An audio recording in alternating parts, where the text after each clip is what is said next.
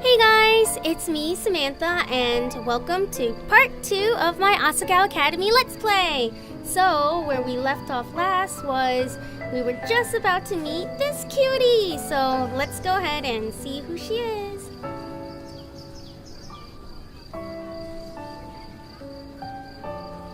Should I read this again? I guess I should.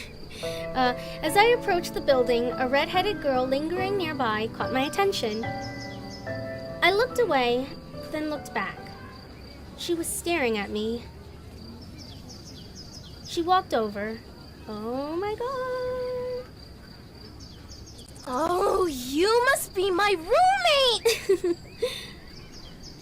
I eyed her wearily. She was smiling and bouncing in a way that suggested her views on life were akin to a perpetual bouncy castle. I wish I had her outlook. And... What? Me? Bingo. Of course, you silly. Let me guess, room 325? I thought back to the paper I received a month prior with a list of all the supplies I needed for the year and my dorm arrangements. Yeah, that's right. She laughed, but I couldn't figure out what was so funny. Was she laughing at me? Hana, no one is laughing at you. Ugh! When I found out my roommate was a transfer student, I knew you were going to be a total main character. Of course. I'm sorry. Oh, what? When I saw you outside the gate, I knew it was you. I mean, look at that hair. I felt a lump forming in my throat.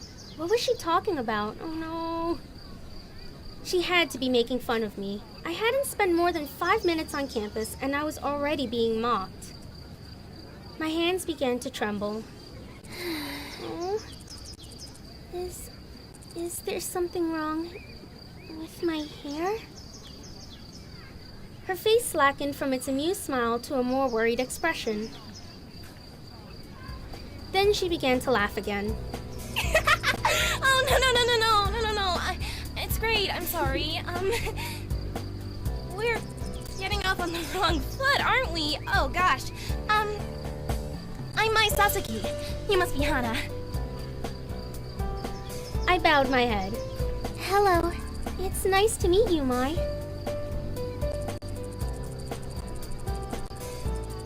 All your books are waiting... All your school books are waiting in our room with your welcome letter, and I read the envelope. I hope you're not mad. Mai started walking towards the dorm's front doors. I followed behind like a lost puppy. Did you check in at the front desk already? No, I didn't. I didn't know I was supposed to. Good. They'll offer you... Good. They'll offer to have a staff member give you a tour of the campus. But I can show you around. We don't get many transfer students in year 3, you know. Oh, is that your only bag? Just the one? I'm glad I brought an extra...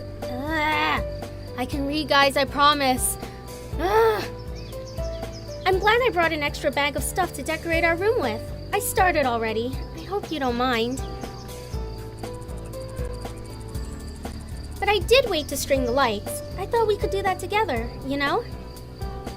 She spoke quickly, the words bubbling from her mouth, and left me no time to answer until the end of her monologue. Yeah, okay. That sounds good. She held the front door open for me, and I hurried inside. Girls filed up and down the hallway, howling greetings and exchanging vague niceties that were, more often than not, "How was your break?" and "Look at how tan you got." It seemed like everyone knew each other. I followed Mai as she led me through the maze of students and up 2 flights of stairs. Each dorm floor looked the same as the last, narrow, white doors lining both sides of the pale pink walls. Thin gold numbers were tacked to the front of each, the numbers rising as we climbed. It's a really pretty dorm. You're not missing anything with the campus tour, I promise. Mr. Saitomo does them every year, and he's like totally dull. He just drags you around the entire campus and talks in that weird squeaky voice of his. Girl, that's not nice. I'll tell you everything you need to know. I smiled, trying to let this calm my nerves. Thanks. We headed down a hallway on the 3rd floor. Mai stopped us in front of a door number 325. Here we are. A faint smell of potpourri wafted through the room. Their room is so pretty. I'm jealous. I want a room that looks that nice. The walls, like the hallway, were soft, powdery pink. Mai already defaced them with a tapestry of posters, magazine cutouts, and photographs. Some of the photos were of cats, but most were of male models and rugged musicians. Nice. A bunk bed, 2 writing desks with wooden chairs, a small dresser, and a mirrored vanity, all clearly provided by the school, were the only pieces of furniture in the tiny room. The top bunk was already covered in neatly tucked blankets and throw pillows of clashing patterns and colors. The bottom bunk had a single, stiff-looking pillow and a thin cotton blanket that I didn't need to touch to know was horribly itchy. I must have grimaced because Mai quickly smiled at me. I brought way too many pillows and blankets. I always overpack. I went to Italy over break and Mom got really mad at me because I brought 5 bags, but we were only there for a week. She laughed, pulled several blankets and pillows from her bunk, and rearranged them neatly on mine. A sudden twinge of guilt and embarrassment hit me. Perfection. There, that's much better. Thanks, Mai. I placed my suitcase on the bottom bunk and began to unpack its contents.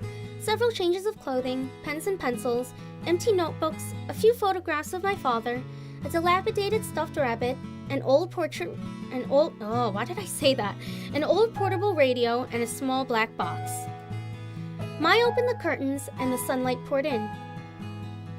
So, where are you from? I slid the now empty suitcase under the bottom bunk. About 2 hours north of here. It's a small town called Amaridisu. You probably haven't heard of it. I set the stuffed rabbit, Mr. Bunny, on my bed beside a purple and teal throw pillow. That's so cute. I kind of relate to Hana in this sense because I have a bad habit of naming my stuffed animals and even pets after what they literally are. My cat was named Kitty. Really creative, right, guys? Anyway. Oh, did you go to a different boarding school, or? No, I went to a public school down the street from my house. Public school? Oh, so cute. What was that like? Were the students mean? Did you have a lot of friends? I always went to private schools. My parents work a lot, and my dad goes overseas, so I think they stuck me here for convenience. Oh, that's kind of sad, actually. Oh, hey, what's that? I'd removed an ornately patterned origami crane from the black box and was setting it on the unclaimed writing desk. Oh, this? My mother made it for me a long time ago. I set it beside a stack of thick textbooks, which I assumed were provided for me. Aww! Wow, it's so pretty! I've never seen paper like that before. Oh yeah, the lights! Let me get them. Mai went to her own desk, opened the drawer, and pulled out a long, tangled string of fairy lights. I thought these would look nice. Here, help me string them up. She grabbed a container of pushpins, then pulled her wooden desk chair out and over to one wall. I did the same with my own. Together, we pinned the lights around the perimeter of the room. How was the train ride over? Did you meet anyone? Girl, don't lie! No, not really. I was in a compartment with some guy and... What? Some guy, huh? Was he cute? Of course. Yeah, I guess. I don't know. I wasn't really paying attention. I didn't even get his name. Mai seemed disappointed for a moment, then perked back up. You'll have to point him out to me if you see him again. Okay. Once we finished stringing the lights, Mai climbed down from her chair and brushed her hands together triumphantly. Yeah! Done! Okay, now it's time for lunch. The food here is pretty good. There's this ramen place down the street from campus that's like out of this world, but the school only lets us leave campus on weekends. Mai walked to the window. We could go today because it's Sunday, and it's pretty nice out, but I guess you might want to go to the caf since you just got here. We could... She was suddenly interrupted by her own enthusiastic laughter. Oh my gosh, Mimi Santos totally just tripped outside and fell on her face. I saw it. Oh, is that mean to laugh? Maybe I shouldn't have. Oh well, anyway, let's go eat. I'm totally starved. She led me out of the room before I even had the chance to respond.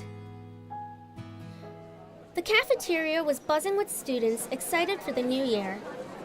Okay, I am going to stop here and see what other shenanigans Hana and Mai get into in the next part.